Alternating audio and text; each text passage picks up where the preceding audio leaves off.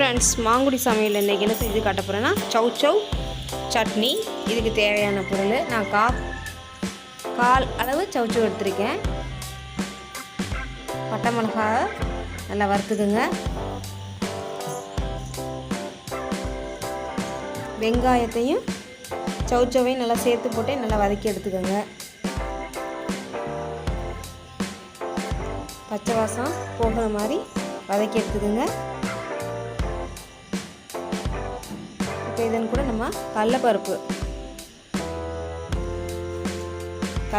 வச்சுக்கலாம், உளுத்தம் பருப்பும் வச்சுக்கலாம். நான் கடலைப்பருப்பு வச்சுருக்கேன். இப்போ இதன் கூட தேவையான அளவு உப்பு சேர்த்து நீங்கள் சட்னி தயாரிச்சிடலாம்.